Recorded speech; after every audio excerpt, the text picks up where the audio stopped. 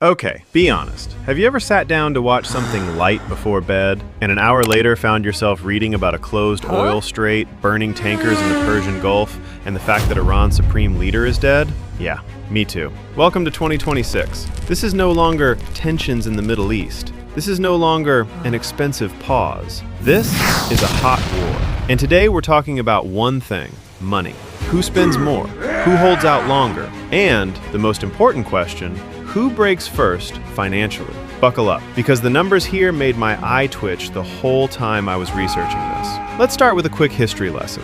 June 2025, Israel launches 200 fighter jets at Iran. In one morning, 5 waves of airstrikes, over 330 munitions, around 100 targets. Among the killed, the IRGC commander, chief of staff, Air Force commander, and several nuclear scientists. The whole thing was called Operation Rising Lion. The name speaks for itself. The US joined in with strikes on nuclear facilities, including the deeply buried Fordow plant, using B-2 bombers and bunker buster bombs. 12 days later, Trump declared victory. Everyone exhaled. And then, February 2026, it all started again. This time, no diplomatic off-ramp, no rules, no ceiling. Okay, 2 players. Israel. Population, 10 million. Size, New Jersey. Military budget, around $27 billion per year. Plus US aid, another $3.8 billion on top. Think of it like your neighbor who spends more on security than anything else, every single year, and is somehow still a successful tech entrepreneur. Iran. Population, 90 million. Oil, gas, ancient civilization. Official military budget, around $10 billion. Real spending, including proxies and hidden programs, possibly $20 to $25 billion. And sanctions. 40 years of sanctions. It's like trying to win a race in a car you're officially not allowed to fix. You fix it anyway, but the parts come from the black market, through North Korea, China, and Russia. So, the war started on February 28, 2026. According to the Center for Strategic and International Studies, just the first 100 hours of Operation Epic Fury cost the US roughly $3.7 billion, and most of that wasn't in the budget. $3.7 billion in 100 hours. That's $37 million per hour. Meanwhile, Iran was firing drones that cost $15,000 to $20,000 each. You know that joke about how a rich man loses money but a poor man can't because he has nothing to lose? That's exactly this.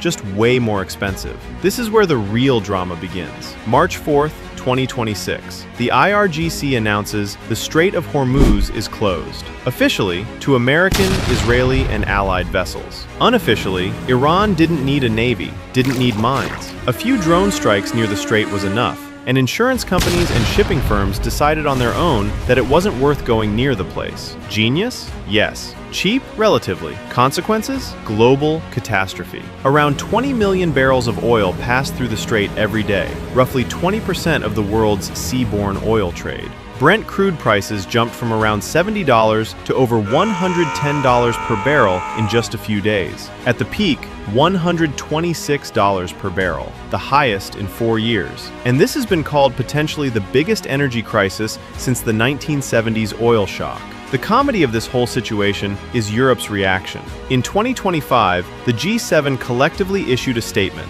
Israel has the right to self-defense. Supported, nodded, signed. Then, in March 2026, Europeans opened their electricity bills. European natural gas prices nearly doubled after Iran struck Qatari gas facilities and Qatar Energy shut down all production. About 30% of Europe's jet fuel comes from or transits through the Persian Gulf. And that's when things got real. On March 19th, France, Germany, Italy, the Netherlands, the UK, and Japan issued a joint statement expressing willingness to participate in efforts to reopen the strait. That same day, an EU leaders meeting failed to agree on expanding naval operations. That's called, "We are deeply concerned, but will act carefully." It's like telling the fire department, "We're really worried about your house. We just haven't signed up to put out the fire yet." Nobody saw this coming. Well, everyone expected one of 2 things. Either Israel and US would never dare kill Khamenei, or, if they did, Iran would immediately collapse. Neither happened. Ayatollah Khamenei was killed in Israeli and American airstrikes. So what happened next? Instead of surrendering, the IRGC and key commanders swore loyalty to a new supreme leader. That turned out to be Mujtaba Khamenei, the deceased Ayatollah's second son. Trump said he'd like to personally choose Iran's next leader. "We'll pick this person together with Iran," he literally said. Iran's response was that they were ready for an American ground invasion. This isn't negotiation. This is two people standing face to face, both saying, "You blink first." Remember April 2024? Israel spent $1 billion in one night intercepting Iranian missiles. Iran spent $100 million on the attack. Ratio 10-1 in Iran's favor. Now it's 2026. Iran closed the Strait of Hormuz not with a fleet, with drones. Cheap, effective, catastrophic for everyone else. It's like making one phone call that tanks someone's entire business without spending almost anything. Iran strikes oil facilities in Kuwait, gas facilities in Qatar, refineries in the UAE. In total, Iran launched strikes across 9 countries simultaneously. This is swarm strategy in full swing. Not one expensive hit, everywhere, constantly, cheap, and every single time, the whole world pays more for it. But don't think Iran is having fun. Sanctions have been strangling the country for 40 years. Inflation, a worthless rial. A country of 90 million people with massive oil reserves, with a GDP smaller than Norway's. Norway, with its fjords and moose. The Iranian government understands one thing. The economy suffers either way. Under sanctions, it suffers. At war, it suffers. So, fight. Because if you're going to suffer anyway, at least do it with a weapon in your hand. This isn't the logic of a winner. This is the logic of someone with nothing to lose. And that is the most dangerous logic in the world.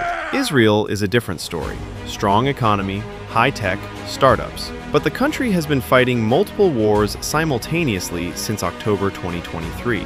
Gaza, Lebanon, Syria, Houthis, now Iran directly. Military spending skyrocketed. Budget deficit, same. Credit rating agencies downgraded the country, and every intercepted Iranian drone costs dozens of times more than the drone itself. This is a war where the technologically superior side pays more for victory than the loser does. One analyst called it a victory that bankrupts. I'd add, and bankrupts everyone around it too.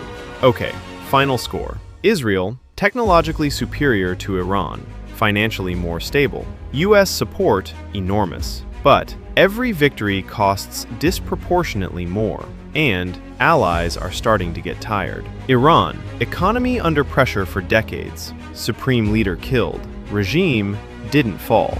Closed the strait with drones cheaper than one Iron Dome interceptor, attacking 9 countries simultaneously. Logic: if we're going down, everyone pays. Who lasts longer financially? On paper, Israel is richer. In practice, Iran has already damaged the entire global economy without breaking. A complete halt of Persian Gulf oil exports would remove nearly 20% of the world's oil supply from the market. This isn't a war between two countries. This is a war the whole world is paying for. You're paying. I'm paying. Grandma in Berlin is paying for gas. The farmer in Iowa is paying for fertilizer. A third of the world's fertilizer trade passes through the Strait of Hormuz. Urea prices already jumped from $475 to $680 per ton, right before planting season in the American Midwest. Thought this war was on the other side of the planet? Check your grocery prices in a couple of months. If this video was useful, hit like. It's free, unlike a barrel of oil.